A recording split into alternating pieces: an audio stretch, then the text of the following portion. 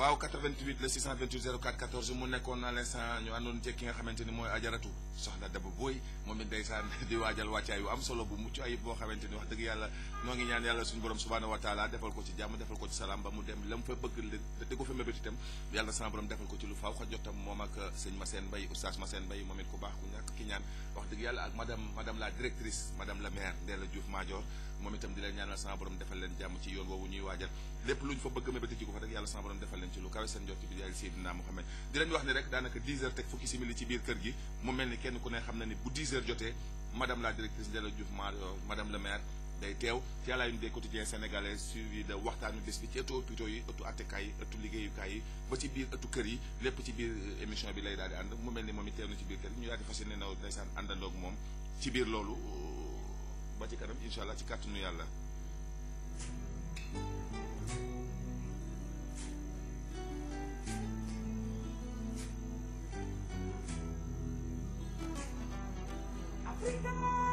waaw ba tey ci biir loolu rek ñu daal di koy dalal madame la directrice madame la maire salaamaaleykum. maaleykum salaam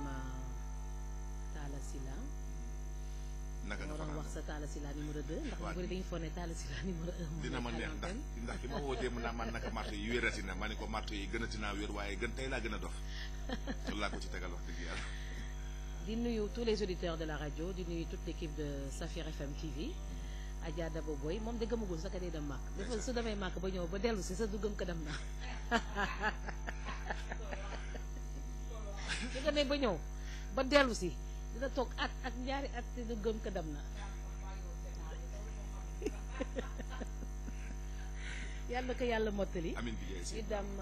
calmement après di mën a def suñuy envoi en direct comme ñu ko suñuy naataango yëpp di def di nuyu tous les auditeurs de Safir FM, Santé FM et également les internautes qui sont en train de nous regarder sur www.safirfmtv.net. télé bu xew ci jamono bi xam nga ñu bëri fii Sénégal ma sànni leen xeer tuuti dañoo am télévision hertzienne te amuñu télévision sur internet ñu bëri dañu am télévision hertzienne kenn ci ñoom amul télévision sur internet te télévision sur internet mooy télévision bu xew ci jamono yi télévision bi xew ci jamono yi préparé ma spotu Ahmed Aïdara bi mu nekk télévision bu xew ci jamono démb ràññee nañu RTS mi ngi doon lancé site internet am mu nekk loo xam ne lu doy waar ndax si ngi demee ba RTS en 2012 di lancé site internet kon sàggan Dominique Ndekki ñu yëngul sama xarit ni Dominique Ndekki moo yore site bi di ko coordonné waru leen woon xaar nag ba 2012 doo ko def site internet bépp rajo da ko war a am bépp télévision ndax moom mooy vitrine bi moo lay permettre ngay jokkoo toute la diaspora donc tous les internautes dafa nekk lu am solo rawatina télévision internet bi nga xam ne ki nekk Dindi Felo ki ne Tataguine ki ne Washington ki ne Chine dugg Safir FM TV.net seetaan Ndella Madior si le matin mu nekk loo xam ne décodeurs yi ñuy waaj a pare dinañ ko mettre à la disposition de tous les internautes et de tous les Sénégalais qui sont ici un peu partout dans le monde ligne internet rek la ñuy soxla jël décodeur bi mën a seetaan équipe u Safir FM TV.net mu nekk lu am solo donc bon vent à la RTS qui vient d'avoir son site internet donc dinañ di encourager pour ñu am ñoom tamit seen télévision en live sur internet boo xam ne ci RTS lay jóge ndax ma fàttali auditeurs yi Safir FM donc moo am web TV télévision internet boo xam ne fii lay émettre à partir de Dakar di ko def 24 heures sur 24 di ko diffuser dans le monde entier mu nekk lu am solo boo xam ne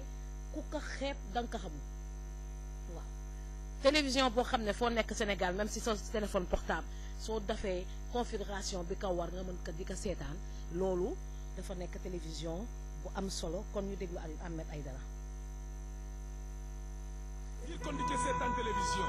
waaw waaw télévision ci internet ba yegsi na fem gu bees la ak télévision ak ordinateur xeetu yeneen seetaanu télévision xeewi na tey lii déglu leen te seetaan Safir FM TV 24 heures sur 24 la ak équipe boo xam ne du ñu nelaw mukk waaw waaw xarañ lool am ay animateur am ay gisaanekat ay médecin ay star d'artiste ay caméraman réalisateur ay waay internaute ya nag taxaw leen waay gaaw dikk leen www.safirfmtv2.com la Ndella Madior Diouf ngeen bëgg a gis mbir ma kon yegsi na ay waay tëddal liste élection député yo yegsi na ci émission lu leen neex lu leen naqari ba mu wasaa saa su ne la 9h ci suba kon ba 11h connecté leen waay www.safirfmtv2.com téléphone ba lan la xanaa 88 628 04 14 la ngir auditeurs ya ay waay internautes ya yegsi leen ca Sénégal danañ leen taxawal kon ab code bu bees sax yéen internautes ya yéen auditeurs ya nga xam ne amagu leen ordinateur taxir lu leen décodeur yaa ngay dikk de ak groupe Safir léegi la ci marché bi ngeen di seetaan waaye Safir FM TV ak seen poste téléviseur ak foo leen mën a nekk ci àdduna www.safirfmtv2.com télé bu xew ca jamono bango 88 628 04 14 ak Ndella Madior Diouf waaye télévision yu xew ci jamono yaa ngi nii waaye ma ne mbir mi internet la ak Ndella Madior Diouf lii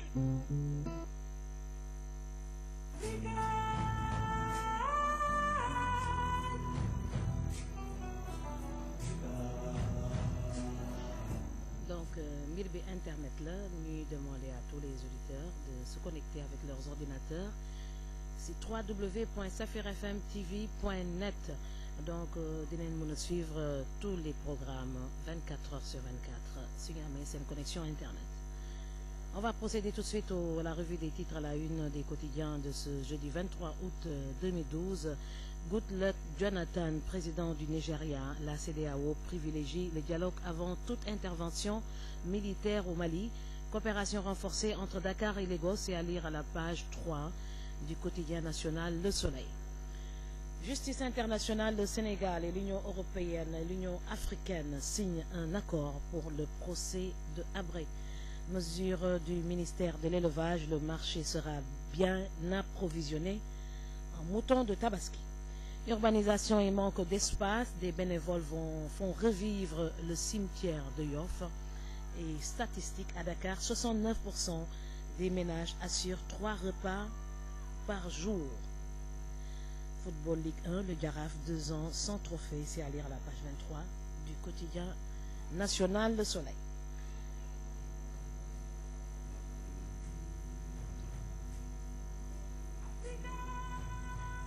L'Observateur titre à sa une meurtre aux HLM Patte d'Oie. Warren Ndiaye, veuve de l'ancien footballeur, rend de silence. Comment mon mari Modou Diop a été tué sous mes yeux après que les agresseurs ont fini d'assassiner mon mari. Je leur ai demandé de m'achever. C'est à lire à la page 4. Élection sénatoriale. Youssou Ndour, ministre de la Culture et du Tourisme. Le président du Sénat doit être un homme de confiance de Macky Sall. L'épouse de Cissé Lo sème le désordre à Touba et à Mbacké. Alioune Badara Cissé, le frère de Marième Faye, s'affronte à Saint-Louis. Bamba Fall, dissident de Benno Bokk Yakaar, descend en flamme. Tanor et Niass, c'est à lire à la page 5 du quotidien L'Observateur. Et Mourjid Ian Thiam, coordonnateur du CONACOC. Il n'y a eu qu'une seule Korité, c'est celle de lundi.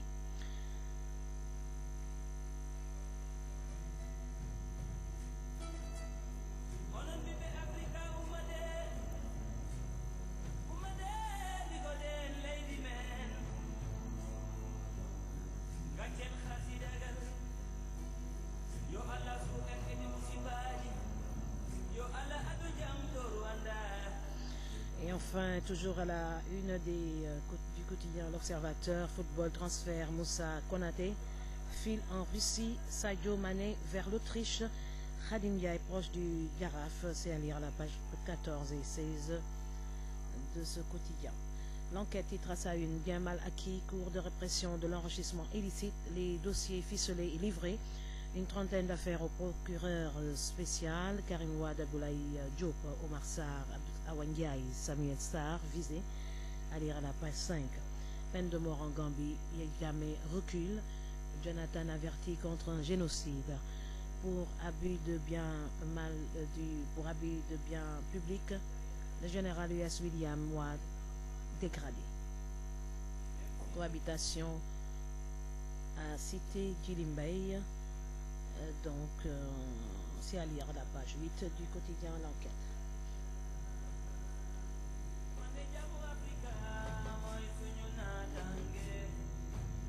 La Tribune titre à sa une: Sénat, réduction des avantages des magistrats et des généraux, 10 millions aux ministres, 250 4x4 aux parlementaires. Ces bombes qui risquent d'ébranler Macky Sall. Gestion de l'agence de l'informatique de l'État, warn le nouveau directeur général de l'ADIE en flagrant délit de dérive. Les Tchantakoun brisent le silence, la santé du Cher nécessite un suivi à l'étranger. Arona Kumbando Fendjouf, j'ai le droit de dire que la présidence du Sénat m'intéresse. Bamba Fall adjoint au maire de Dakar, Macky Sall s'entête à faire du Wad sans Wad. Passivité de l'État face à la recrudescence des agressions, la justice populaire a de beaux jours devant elle.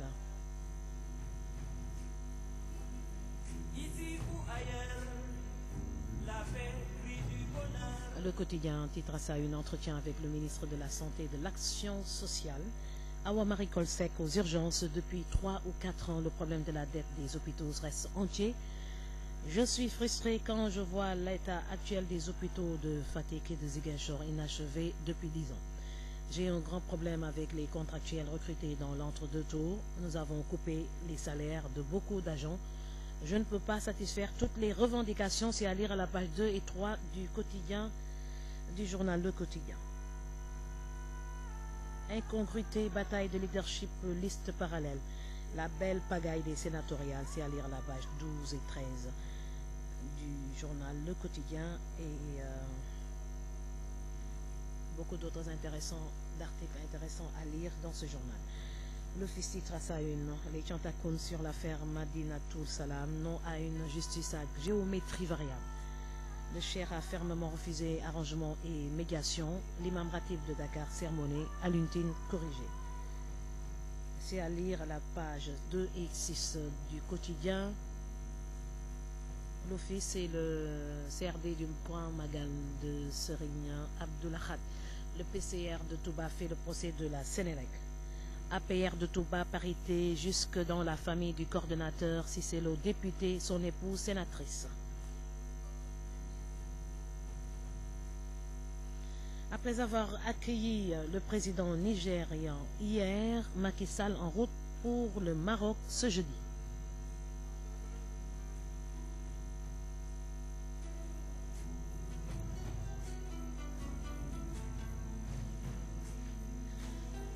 Le Populaire titre à sa une: Amadou Lamine Sall, poète lauréat des Grands Prix de l'Académie française.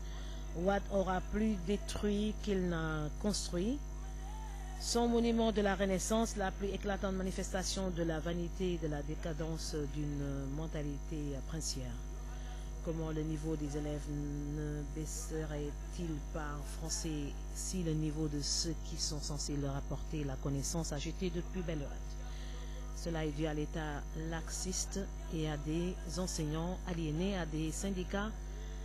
à la carte.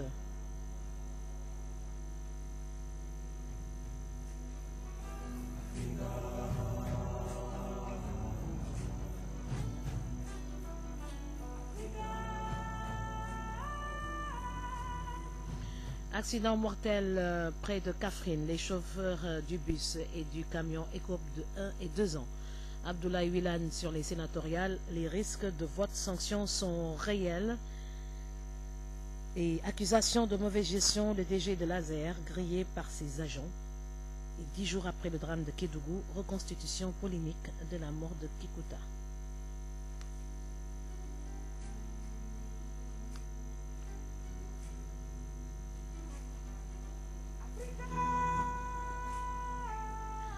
Le quotidien LAS titre à sa une: équipe nationale, Koto prend ses marques. Dembaba, Moussa Sow et Issa Diarra de retour contre la Côte d'Ivoire. Et une affaire qui a mal tourné, le fameux Atta dans la dèche après avoir perdu 175 millions dans un investissement. C'est à lire dans les pics du quotidien LAS. Présidence de la République, les caprices de Aminata Tall. C'est à lire, un article à lire à la page 2 du quotidien du quotidien LAS, donc qui parle de Aminata Tall, qui est un cas spécial à la présidence de la République. Donc Aminata Tall par-ci, Aminata Tall là, à la présidence de la République. Son nom est sur toutes les lèvres. Voilà une secrétaire générale qui ne s'entend pratiquement avec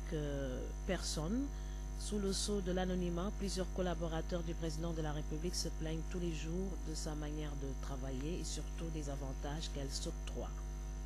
Non seulement dénonce-t-on dans les couloirs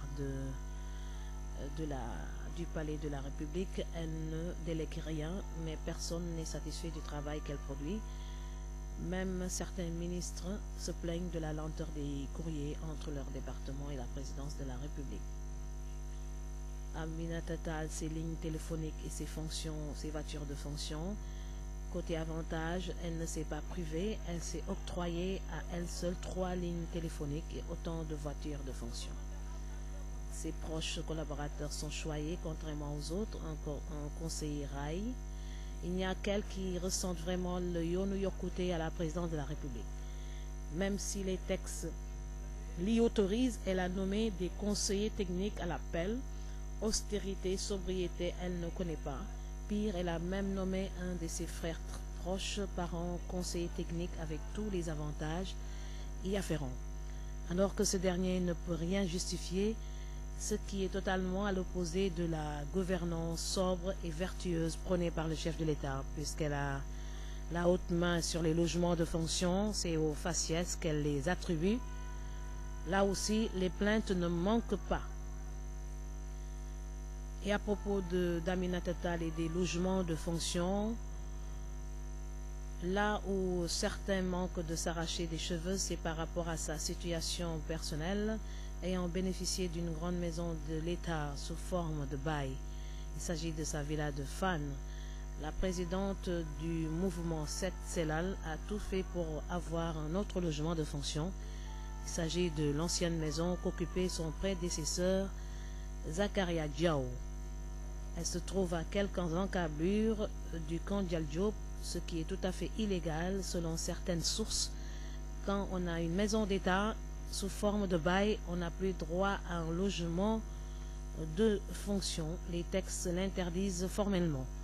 assurent toutes les sources contactées par les journalistes de l'AS. Mais le pire, c'est qu'il y a quelques mois, la secrétaire générale de la présidence de la République a essayé de réfectionner la villa, coût des travaux plus de 100 millions de francs CFA, et en grande dame, elle s'est attachée les services d'architectes de nationalité italienne pour faire les travaux. Incroyable mais vrai, cette affaire est sur toutes les lèvres dans certains cercles. Seulement, les services de l'État qui devraient payer la facture ont opposé un niet catégorique. Mais jusqu'à quand? Depuis 2 mois, nous avons tout tenté. Il s'agit des journalistes du quotidien LAS qui se plaignent.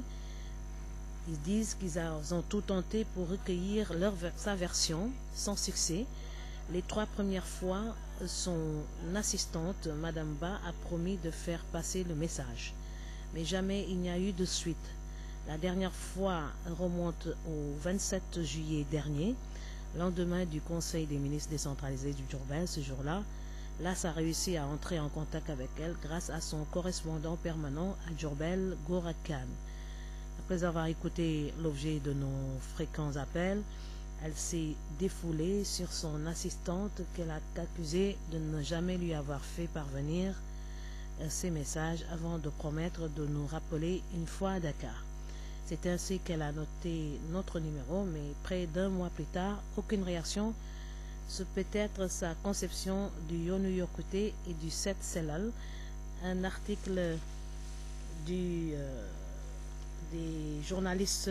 du quotidien LAS qui apparemment sont très fâchés contre Aminata Tall. Réumi quotidien titre à sa une: élection sénatoriale, trucs et astuces autour d'une chambre à polémique. Un vote sanction plane sur Bok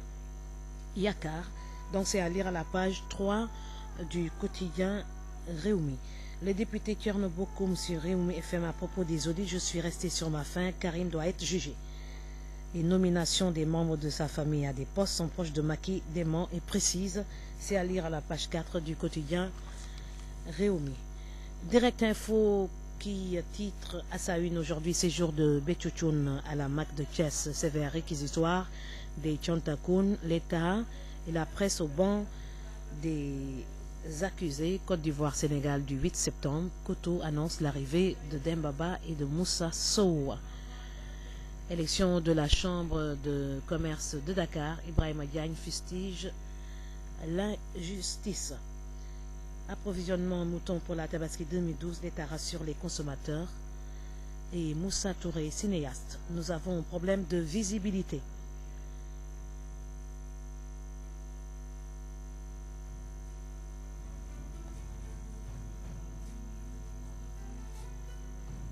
Libération titre à sa une. Montée inquiétante de l'insécurité dans Dakar, en couvre-feu de fait décrété.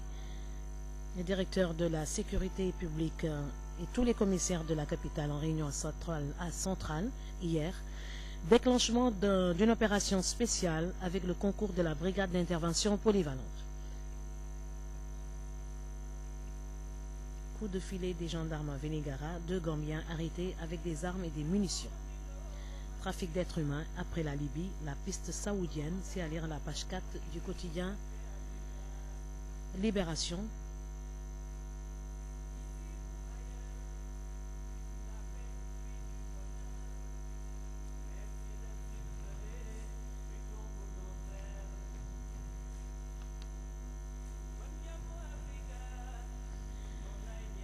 Le quotidien du sport Stade titre à sa une Côte d'Ivoire-Sénégal olympique ou cadre, le dilemme de Joseph Couto, c'est à lire à la page 5 de ce quotidien. Et Sunu Lamb, le quotidien des arènes, titre à sa une à Loul Sessène, Yekini évoque son avenir, il faut savoir prendre du recul, c'est à lire à la page 4 de ce quotidien. Voilà l'essentiel des titres à la une, d'autres articles intéressants à lire dans chaque journal. Je vous souhaite une très bonne lecture et on patiente quelques minutes pour la revue des titres à la une, traduit en Wolof.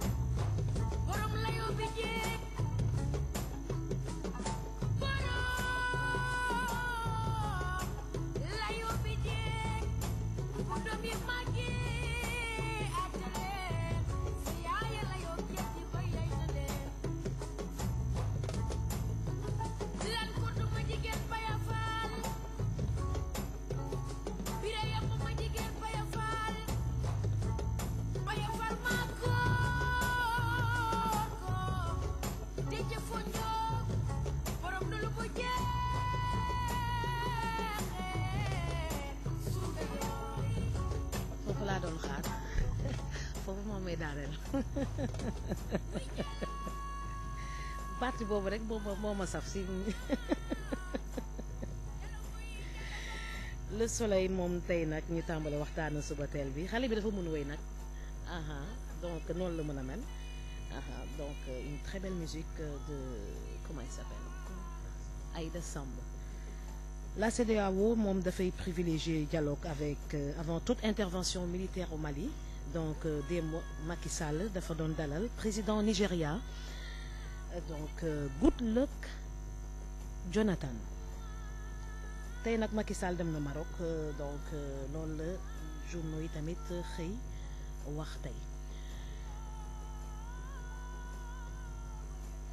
Soleil tamit xëy tey wax fii ci Dakar 69% des ménages assurent 3 repas par jour donc mais am na 31% des ménages yoo xam ne duñu am añ reer ak ndekki.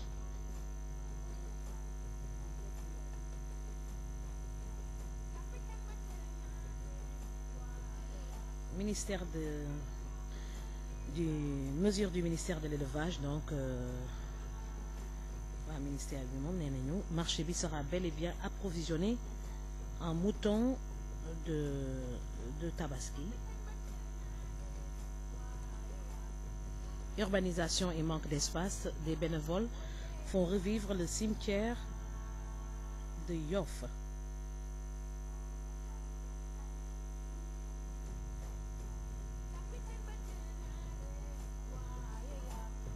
Si hivernage bi moom su jotee moom cimetière yi en général dafay sax ñax yu bëri donc ces bénévoles gagneraient à nettoyer dindi ñax yi nga xam ne ñoom ñoo nekk ci cimetière Yoff. Un tour au cimetière si ngay constater que ñax yu bëri sax nañu ci kaw tombeau yi nga xam ne jot ñoo koo defar comme ni nga ko war a defaree.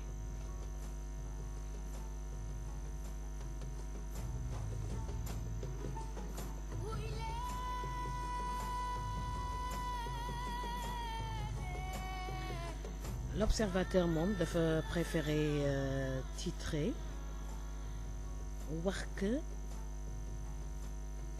Woré Ndiaye moom nag mooy veuve ancien footballeur bi nga xam ne ñu ngi tudd Modou Diop moom dañ ko reyoon temps yi yu weesu rek ñu rey ko ci kanamam donc ci wetam loolu lay fàttali ci journal Observateur tey mu nekk lu doy waar loolu moo waral sax am na benn jour quotidien tey je pense c'est Libération bi wax que police couvre-feu moom décrété nañ ko pratiquement fii ci Dakar parce que taux d'agressivité yi ak mordom yi dañu bëri torop temps yi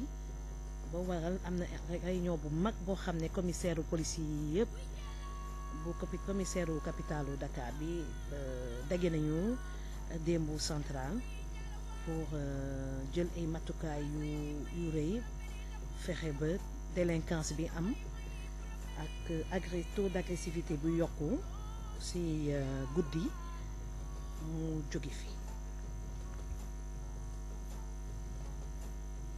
Élection sénatoriale nag moom indi na coow torop ci dynamisme bi. Élection sénatoriale indi na coow lu bu bëri Youssou Ndour nag moom dafa génne kàddoom wax que le président du Sénat doit être un homme de confiance de Macky Sall moom dafa ne président au Sénat dafa war a nekk ku jege Macky Sall mais warul nekk keneen ndax ñëpp xam nañu texte Sénégal constitution bi dafa ne après le président de la République le numéro 2 de l'appareil d'État c'est le président du Sénat. Observateur tamit xëy wax que Soxna Cissé Lo moom daanaka dañ ko bëgg a tàbb sénatrice donc moom moo waral coow li am un petit peu à Touba ya Mbacké ndax ñëpp xam nañu que moom Moustapha Cissé Lo c'est le deuxième vice-président de l'Assemblée nationale. Aline Badara Cissé moom dafa doon jàppante ak Marième Faye rakku Marième Faye kan mooy Marième Faye mooy l'épouse la première dame du Sénégal donc ñu ngi doon jàppante fan fële ci Saint-Louis. Bamba Fall nag moom c'est un dissident de Benno Bokk Yaakaar moom joxe na kàddoom wax na lu tax mu déposer listam te mi ngi attaqué Tanor ak Niass mun ngeen lire article bi à la page 5 du quotidien L'Observateur. Sénatorial nag muy indi coow yu bëri indi coow lu bëri ci organisation boo xam ne nit yaa ngi ne d'accord nañu sax ñii di ne d'accord ñu ci donc depuis avant-hier coow li bëri na trop ci kan moo ko war a jiite ku ko wartu jiite ñan ñoo ci war a nekk ak coow li daal ci gàttal bëri na ci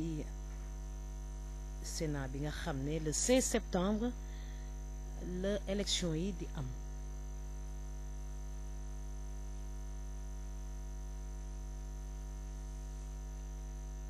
enquête moom xëy tey wax que à propos des biens mal acquis cour de répression de l'enrichissement illicite dossier yu bëri moom ficelé nañ ko ba jox ko procureur une trentaine d'affaires apparemment Karim Wade Abdoulaye Diop Samuel Sarr Awa Ndiaye Omar Sarr etc. donc dossier yi moom ficelé nañ ko ba jox ko procureur de la République. À propos de la peine de mort en Gambie article bii de dafa ne Yaya Jammeh reculé na donc mu nekk loo xam ne am na tamit solo ndax jël benn jour appliquer la peine de mort à une cinquantaine de personnes dafa nekk loo xam ne foo ko def rek monde bi yëpp ay yëngu mun nañu sa xalaat sa appliquer la peine de mort de temps en temps mais jël benn fan boo xam ne nga rey 50 day daal di doy waar moo waral gis nañu organisation RADDHO ñu ngi doon pare def benn marche contre cette décision du président Yaya Jammeh. Donc apparemment, d'après l'article, Yaya Jammeh recule donc à propos de la peine de mort en Gambie. Tribune xëy tey wax am na ay bomb yoo xam ne su moytuwulee dina yàqal lu bëri Macky Sall lan mooy bomb yooyu mooy Sénat réduction des avantages des magistrats et des généraux 10 millions aux ministres 254 aux parlementaires donc ak yeneen affaire yoo xam ne yeneen avantage donc journaliste su la Tribune moom loolu la ñu xëyee tey nee na loolu yi moom dafa nekk ay bomb yoo xam ne mun na yëngal APR. Awana Coumba Ndoffène Diouf moom dafa ne moom am na droit wax que Sénat président Sénat da ko intéressé ndax dégg na coow lu bëri jóg depuis bu mu annoncé sa candidature donc coow lu bëri na nee na j'ai le droit de dire que la présidence du Sénat m'intéresse. Bamba Fall moom adjoint au maire de Dakar nee na Macky Sall s'entête à faire du Wade sans Wade donc article bi mun ngeen ko lire dans le quotidien La Tribune. Cantakoni moom dañuy briser le silence nee nañu wërgu yaramu cheikh bi dafa nécessiter benn suivi à l'étranger donc hypertension artérielle moom mun nañ ko faj un peu partout mais parfois am na yenn complications yoo xam ne effectivement hôpitaux yu gën a xarañ di leen si mën a am résultat yu gën donc Cantakuni ñoom li ñu wax ne nañu la santé du cheikh nécessite un suivi à l'étranger stress moom baaxu si tout est pertendu. Le quotidien xëy tey accordé benn deux pages pratiquement à Awa Marie Coll Seck entretien avec le ministre de la santé et de l'action sociale moom nee na depuis 3 ou 4 ans le problème de la dette des hôpitaux reste entier donc nee na également dafa mer na trop su gisee l'état actuel des hôpitaux de Fatick et de Ziguinchor bi nga xam ne dafa inachevé depuis 10 ans wax na tamit que am na problème bu mag ak contractuel yi nga xam ne dañ leen jotoon recruter entre le premier et le deuxième tour et que am na salaire kii yu bëri agent yu bëri dañ leen couper seen salaire parce que seen contrat demewul noonu et je ne peux pas satisfaire toutes les revendications dool teg waxtaan bi ne mënul régler problème yëpp revendication yëpp mënu ko régler ndax amul budget bu mag boo xam ne mën na régler tous les problèmes.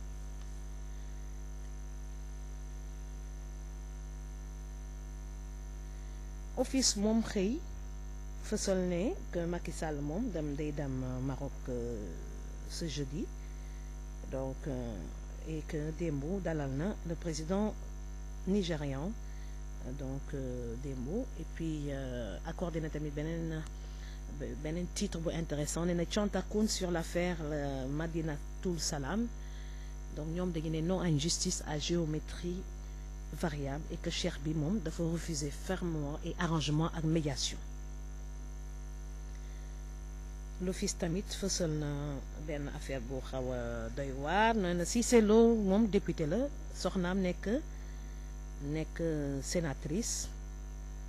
donc nee nañu parité bi jusque dans la famille du coordonnateur loolu la journaliste su office yi xëy wax tey. Amadou Lamine Sall si populaire tamit joxe na kàddoom à propos de Wade nee na Wade moom aura plus détruit qu'il n'a construit li mu yàq moo ëpp lu mu defar.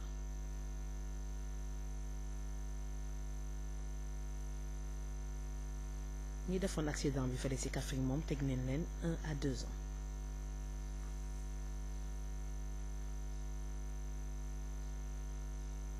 Las moom xëy moom Aminata Tall la xëyal tey donc soo leeree article bi nag bu baax di nga gis que journaliste yu mer ñoo bind article bi donc ñàkk ko jot moo tax ñu bind wax léegi jox kàddu ñi nga xam ne dañoo prononcé wu sous l'anonymat jot a wax que Aminata Tall donc dafay am na ay caprice yu bëri et que day bloquer donc beaucoup de choses au niveau de la présidence de la République. Donc à propos des lignes téléphoniques ak voiture de fonction yooyu moom am na ci droit mais lu mu am droit tamit am na droit tamit joxe ay conseil nommé conseil technique mais da ci jël lu ëpp et que logement de fonction amoon na ci benn boo xam ne bàyyi la woon léegi mu jëlaati beneen donc feeñal nañu daal lu bëri ci ñàkk jot bi ñuy ñàkk jot Aminata Tall mu nekk loo xam ne bon mën nañu wax que xaw na doy waar quoi xaw na doy waar fii nag Sénégal nag parfois nag journalistes yi nag dañuy juum su fekkee dëgg rek la ñuy wax di nga gis benn journaliste muy jéem a jot kenn jotu ko mu bind pour kooku réagir di nga gis benn journaliste muy xeex nit mu bind pour tooñ ak pour yàq di nga gis journaliste ñu woo ko ne ko bindal parce que dañuy bëgg a yàq diw mu bind loolu en général soo gisee mu am day jaar ci nga xam ne en général dañuy niveau bi dafay tuuti ba ñuy waaj dañuy gëlëm ba fàtte que lépp loo xam ne danga koy bind ci journal wala di ko wax ci rajo wala di ko wax ci télévision day nekk loo xam ne day des et que nit ki sikk wala ñàkk sikk ku ci nekk dafa am droit fii ci Sénégal dégg nga wax ji nit ki sikk wala ñàkk sikk ku ci nekk c'est des citoyens personne n'a le droit parce que am nga benn problème personnel nga ne xaaral dinaa bind pour yàq diw wala dinaa feeñal mbóot bii te duma joxe sama tur wala dinaa làkku ci benn stagiaire boo xam ne pour mu waxal ma lii wala dinaa làkkutu ci benn rédaction ne leen titre leen ma lii waay ndax kii dafa soof waay donc loolu daf fi bëri te loolu mën na ñàkk ci dëkk bi. information bu utile responsable dafa am importance information règlement de compte loolu kenn soxlawu ko ndax parfois da ngay lire article da ngay sentir que bii information règlement de compte la wala information nit ku mer la wala est-ce que un journaliste a le droit de faire tout ce qu'il a envie de faire sous prétexte qu'il est journaliste loolu mooy loolu débat bu mag la est-ce que journaliste lu ko neex rek titre te dara du ko ci fekk voilà parce que nit diw wax na ko lii wala jéem na jot nii nga titre wax taal dëkk bi parfois il y a toute une famille qui est derrière cette personne bi ñuy ciblé parfois kooku dafa am ay xarit kooku dafa am ay pap kooku dafa am ay yaay kooku dafa am ay laa wax ay papa ak ay yaay maanaam mbooloo bu rëy boo xam ne dañ ko topp te am na mbooloo yoo xam ne suñu dañuy mën ñenn si ñoom mën nañu réagir sans contrôle luy taal defe naa dañ ko war a di fay doo am sa rédaction ku jóg ñëw rek wax nga ne acca wax leen wala bind leen dara du leen si fekk heureusement il y a une justice qui est là avec des avocats également qui sont là parce que même ki tooñ day am avocat même ki tooñ yoon daka may su ñëwee tooñ na de wala rey na de mais day ñëw ak avocat bu ko défendre ah donc na nit ci ànd ak dal et puis ñu def beaucoup attention nit sikk na mais ça ne donne pas du la jox raison bind n'importe quoi ci nit ki loolu tamit day am c'est pas normal parfois ñuy bind yenn articles yi yu méchant nga xam ne nit ki bind ko pour informer mais da ko bind pour faire mal et pourtant suy bind pour faire mal am na information ci biir parce que article bi soo ko liiree am na ci benn information ba am importance maanaam soo amee benn kër en bail est-ce que te état bi jox la ko est-ce que am nga droit am beneen loolu ça peut faire l'objet d'un article intéressant voilà te ñuy ñaxtu ci couloir bi nga jël li ñaxtu yëpp ne ko fang est-ce que ça c'est de l'information donc waxtaan bi boobu yaatu na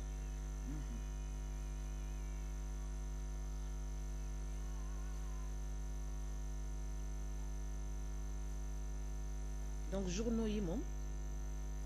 dañuy am na boo xam ne bëgguma ko woon wax sax ci français mais da ngay sentir carrément que c'est pour attaquer une personne su ñuy wax benn ministre ëmbal na benn jigéen baam nañu seen doom di joxe sa adresse su kër gi pratiquement di ne wetu kër diw la ah loolu da ngay sentir carrément que c'est pour atteindre une personne quoi donc nañuy delloo ci xel yi waaye te dañu war a am ay journalistes yu riche quoi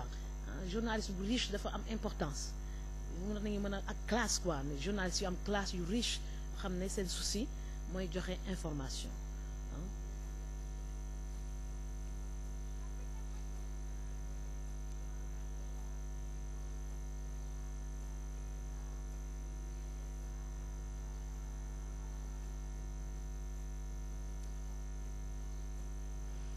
voilà réew mi moom dafa xëy tey wax élection sénatoriale trucs et astuces autour d'une chambre à polémique un vote sanction plane sur Bokk Yaakaar coow li daal bëri na ci Sénat bi torop et que suñu moytuwulee nag loolu nag dina tas Benno Bokk Yaakaar si lu ko jarul ndax ñëpp nee nañu Sénat bi amu fi njëriñ ñii nañu am na fi njëriñ donc dalu ta coow xëccoo poste moom comme dit Idrissa Seck moom c'est pas le moment boobu moom lancé na benn phrase bu am importance ñëpp dégg nañ ko démb moment bi nga xam ne dafa am inondation moment bi nga xam ne dëkk bi dafa métti du teggin di xëccoo poste li nit ki am da nga koy am li nit ki war a am di nga ko am tôt ou tard da nga koy am li nga la xeex da nga si jot donc xëccoo yi dafa dul teggin te en général ñuy xëccoo mooy ñu ci amul droit wala ñu ci sonn woon bu muy métti koo gis muy xëccoo rek coow li ne kur rek soo seetee ba seet mënoon na bañ a am poste bi waaw ñi ko waroon am dëgg doo leen fekk ñuy xëccoo.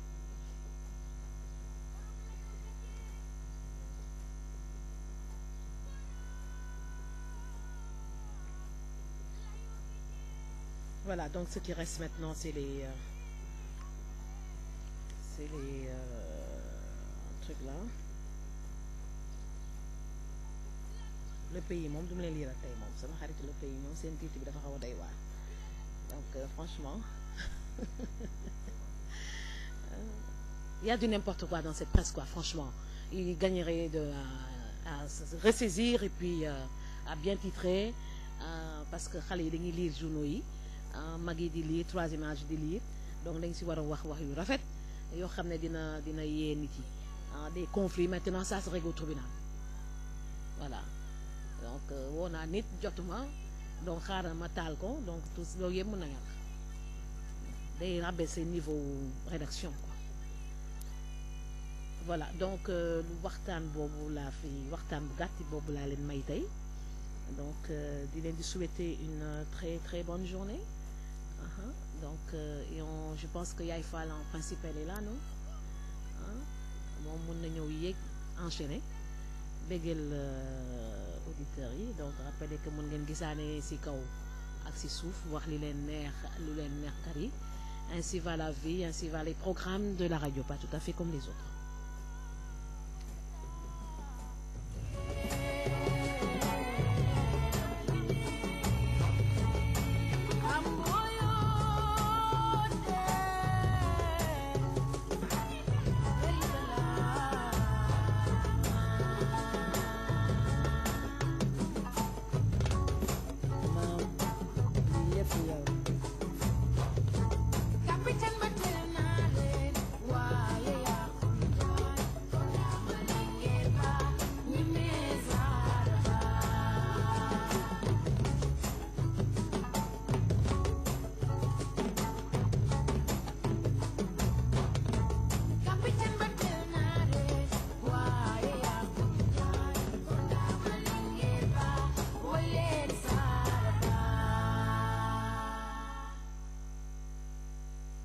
façon bu bees tax ngir kon di ci seetaan télévision